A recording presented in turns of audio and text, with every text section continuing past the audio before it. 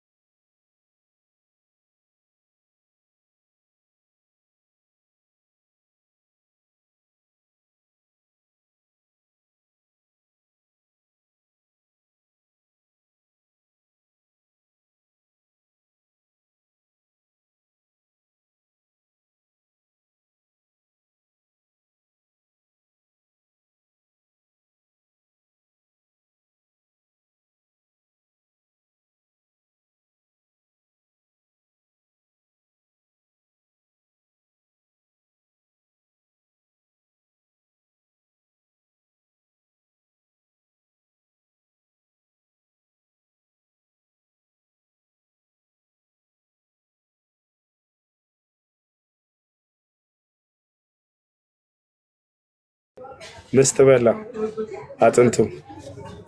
እሺ ስለዚህ ሰውዬ እንዳለ በስንሱ የቀብር ጥያቄ አለበት ወይ ነው? አለበት።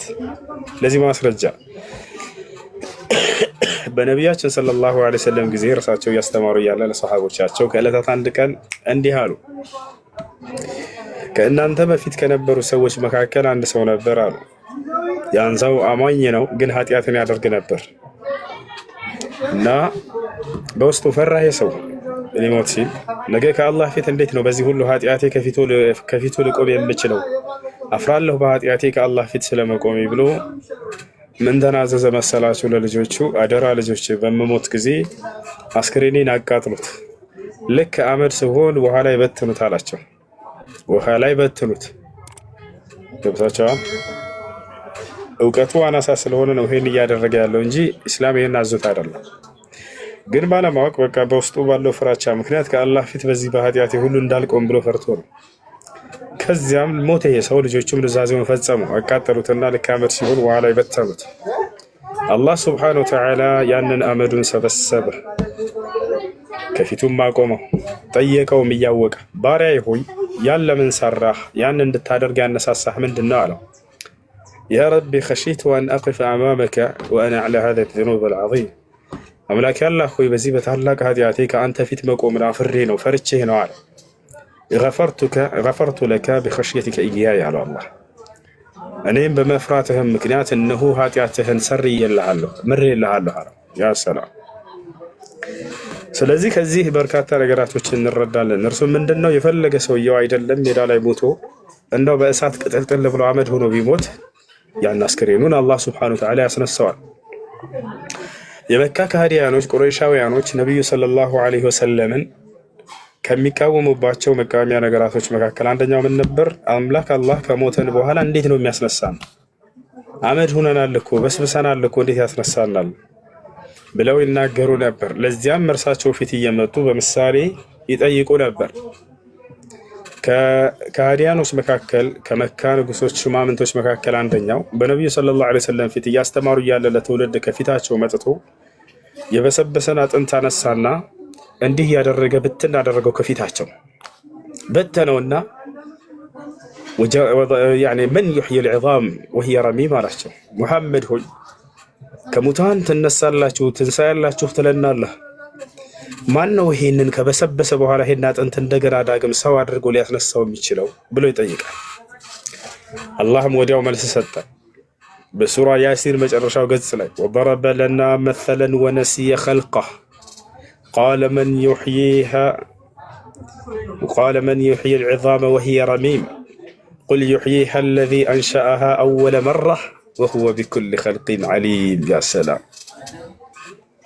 وضرب لنا مثلا يسول جملة أني مثالين متالين على الله ونسي خلقه عفتات أرون ما متات أولم ودزج على مرسان على كزام تياقع من دنا يسولج قال من يحيي العظام وهي رميم. ይህን አጥንት እንዲህ ከበሰበሰ በኋላ ማን ነው ህያው አድርጎ ሊያስነሳው የሚችለው ብሎ ጠየቀም ማለት قل يحييها الذي أنشأها أول مرة محمد ሆይ ለነዚህ ሰዎች እንዲበላቸው ይችን አጥንት ካለመኖር ወደ መኖር መጀመሪያ ያመጣ አምላክ ራሱ እንደገና ዳግም ህያው ያደርጋታል በለህ ንገራቸዋል። وهو بكل خلق عليم እርሱ ስለ ፍጥረቱ ሁሉ አዋቂ የሆነ አምላክ ነው በላቸው ማለት ያ ሰላም ያ ሰላም። የአላህ መልስ የጠየቁት ጥያቄ ረጅም ጥያቄ ነው። መልሱ ግን በአንድ መስመር እንደቻ ነው የተጻፈው። ታውቃላችሁ አመጣጣቸውን ሁሉ ገለጸ፣ ፍጻሜያቸውን ገለጸ። መጀመሪያ ካለ መኖር ያለ ወደ መኖር ያመጣቸው አምላካቸው ያ ያልከበደኝ እንዴት ነው ዳግም ማስነሳት ሊከብደው ይችላል ብላችሁ ብታስቡት፣ ያ መጀመሪያ ፍጥረትን ወደዚህ ዓለም ያመጣ አምላክ ዳግም ማስነሳት ለእርሱ አይሳነውም ብለህ ንገራቸዋል። ስለዚህ ያ ነው የፈለገ ሁኔታ ላይ ሆናችሁ ብትሞቱ እንስሳችሁ ሜዳ ላይም ብትሞቱ አላህ ሱብሓነሁ ወተዓላ ዳግም ያንን ያስነሳዋል። የቀብርን ህይወትንም ታያላችሁ። እሺ ተከለገ። ሌላኛው ጥያቄ ደግሞ የመላእክት አሟሟት ብትነግረኝ። ለምሳሌ መለከል ሞት እንዴት ነው ሩህ የምትወጣው? እሺ የመላእክት አሟሟት ብትነግረን የሚል ነው። እንግዲህ ፍጥረት ሁሉ ጅማሬ ያለው ሁሉ ፍጻሜ አለው። ጅማሬ ኖራቸው ደግሞ ፍጻሜ እንዳይኖራቸው የተደረጉ አሉ። በሰማይና በምድር ያለ ፍጥረት ሁሉ ይጠፋል። አላህ ይህን ተናግሯል።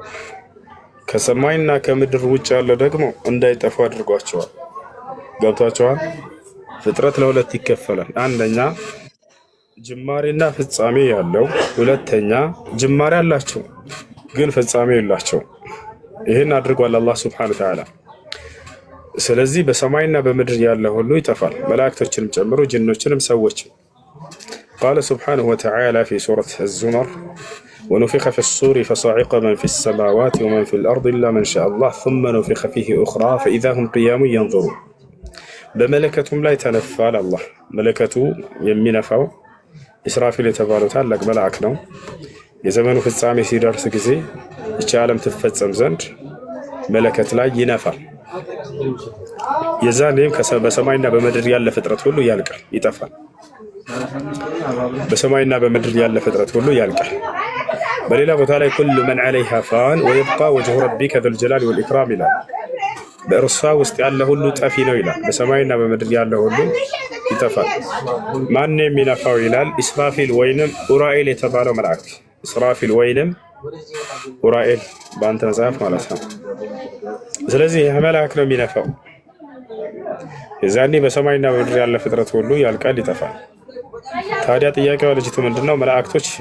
እንዴት ነው የሚሞቱት የሚል ነው አሟሟታቸው እንዴት ነው መላእክቶች አሁን እየሞቱ አይደለም ሰዎችና ጅኖች ናቸው አሁን እየሞቱ ያሉት ነገር ግን መላእክ ይሞታሉ ወይ አሁን አይሞቱም የዘመኑ ፍጻሜ ሲደርስ የዛኔ መለከቱ ላይ ሲነፋ ብቻ ነው የሚሞቱት ገብታችኋል መላእክቶች የሚበሉ የሚጠጡ አይደሉም መላእክቶች ግንኙነት የሚባል ነገር የሚያውቁም አይደሉም ነገር ግን አላህ Subhanahu Wa Ta'ala በሚደንቅ ኃይሉ ዝም ብሎ ፈጥሯቸው ይኖራሉ አይበሉም አይጠጡም የሚዋለዱም አይደሉም ጅብሪል ሚካኤል ኢስራፊልን ወልዶት አይደለም ሁሉም በየራሱ የሆነ አፈጣጠር አለው መላእክቶች ክንፋማ ናቸው አላህ Subhanahu Wa Ta'ala እንደገለጻቸው ከሞቱ ማን ይነፋል ይላል እኮ ከመሞታቸው በፊት ነው የሚነፋው መለከቱ ላይ ልክ ሲነፋ ጊዜ ፍጥረት ሁሉ ይሞታል የዛኔ ነው ፍጥረት ሁሉ የዛኔ ይሞታል ስለዚህ መላእክቶች የዛኔ ነው የሚሞቱት ማን ነው የሚሞቱት ጅኖች ግን እየሞቱ ልክ እንደኛ የሚራቡ ናቸው አፈተተኺዙነሁ ወذريته اولياء من دون وهم لكم عدو እንዳለ ነገር ግን እንትና ሲቀር ማን ነው ኢብሊስ ሲቀር እርሱስ ከዘመኑ ፍጻሜ ድረስ አቆየኝ ብሎ ስለጠየቀ እርሱ እንደሚቆይ ተነግሯል قال ربي انظرني الى يوم يبعثون قال انك من المنظرين ተብሏል ስለዚህ እርሱ ከሚቆዩት መካከል ነው የዛኔ ዓለም ስትፈጸም ጊዜ ይሞታል እርሱም ማለት ነው ይሄን ይመስላል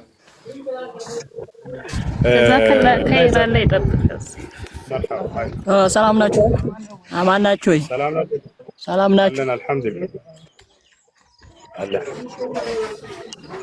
እሺ ጥያቄ ምንድነው ሰላም ነው እንዴት ነህ ምን ሰላም አለ ኢየሱስ ክርስቶስ ሰላምን ለማምጣት የመጣ ኃይል ሰላቸው ሰይፍን እንጂ ያለ ሰላም ጠፋ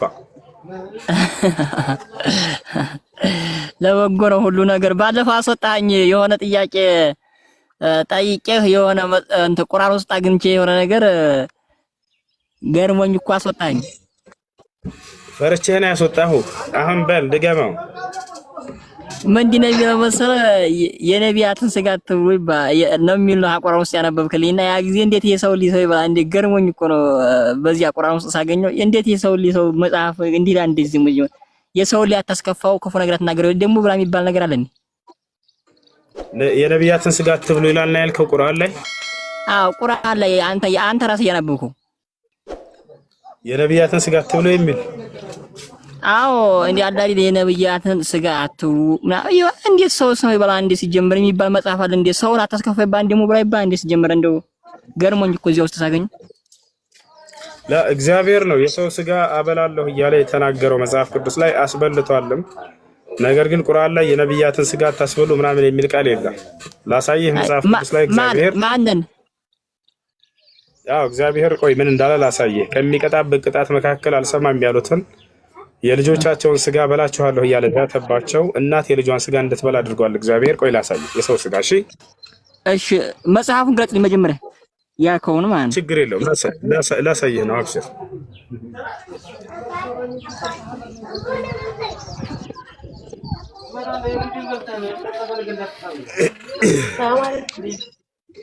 ሚዩት አድርጊ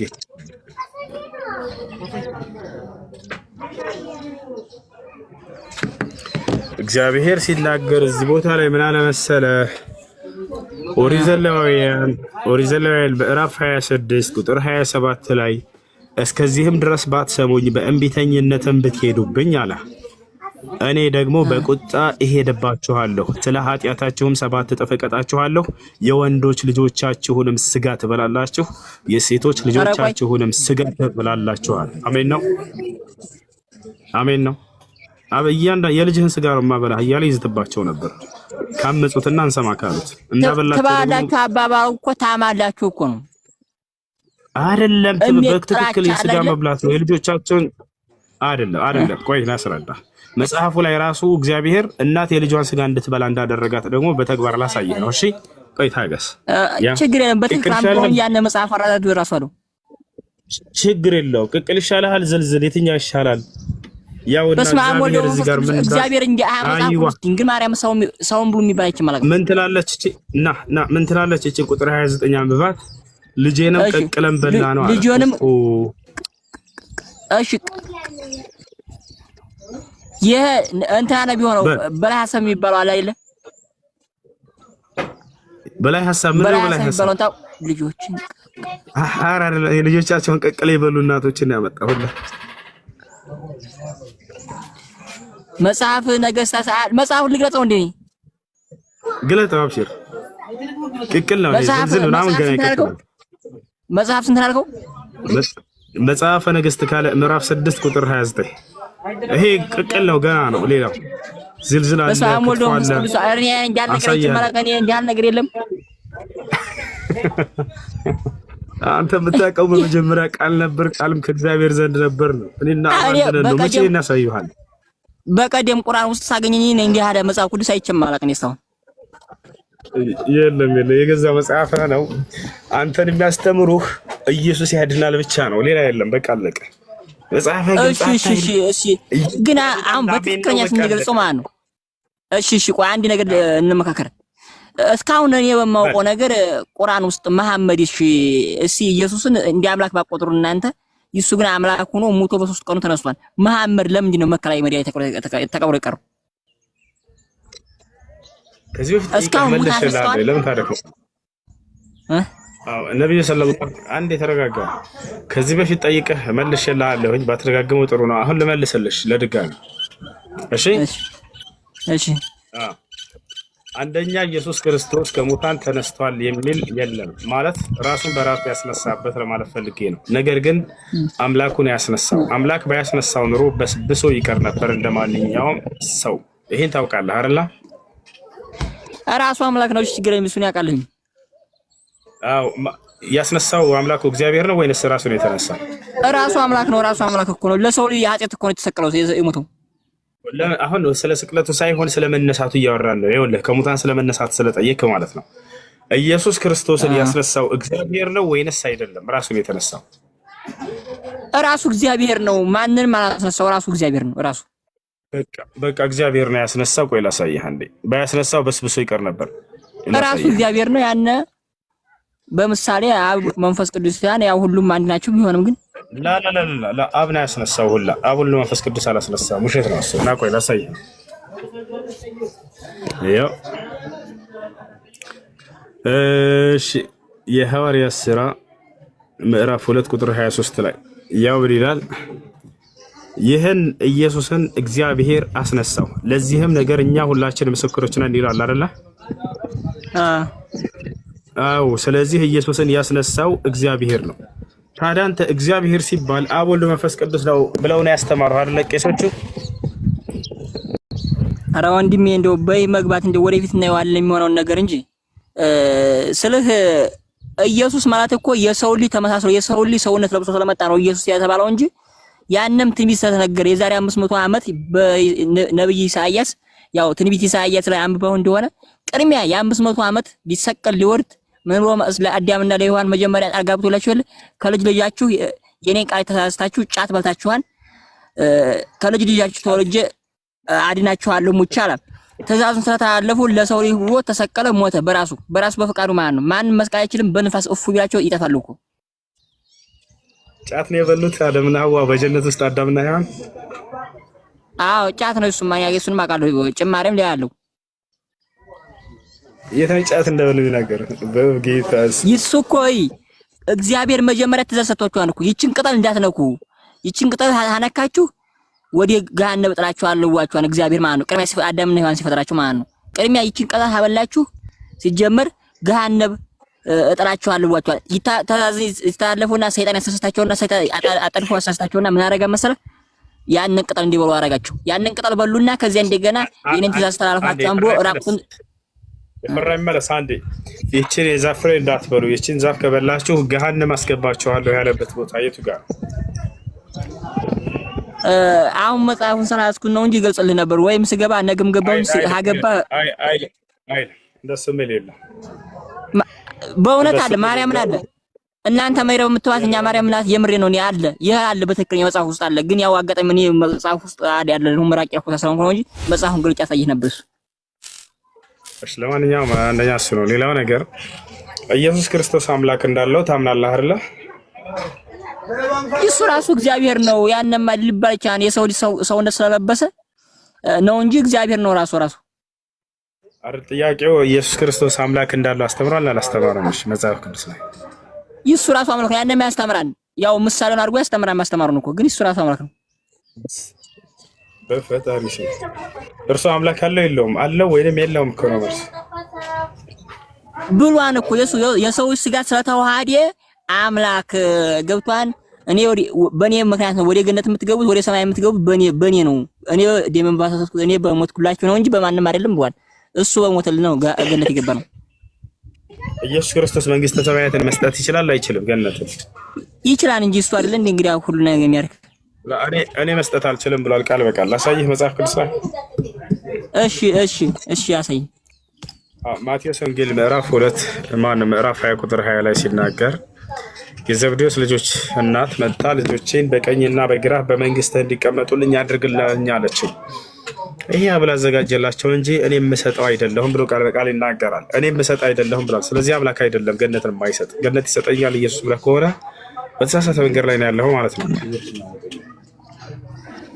እስኪ እንደው መጽሐፉን ስላላስኩን ነው እንጂ ባሳይ ደስ ይለኝ ነበር። ግን አጋጣሚ መጽሐፉን ስላሳየት ነው እንጂ በመጽሐፍ ቅዱስ ላይ ተንተርሶ መጠየቅ ፈጣሪ ኃያል ነው። እስካሁን ሲናንታ ባህር የከፈለ ነበር። የኛውን ሙሴ ከግብጽ ባርነት ነፃ ሲያወጣቸው ራሱ በእግዚአብሔር በሱ ላይ አድሮ ሙሴ ከባርነት ነፃ ሲያወጣቸው ባህር ከፍሎ ያሻገራቸው። ይሄን የሚል እናንተ ቁርአን አላችሁ? ባህር ሸግሮ ያሻገራችሁ አላህ ነው። ሙሴን ከባህሩን ያሻገረው ቃል በቃል በቁርአን ላይ ያለ አሳያለሁ ከፈለክ።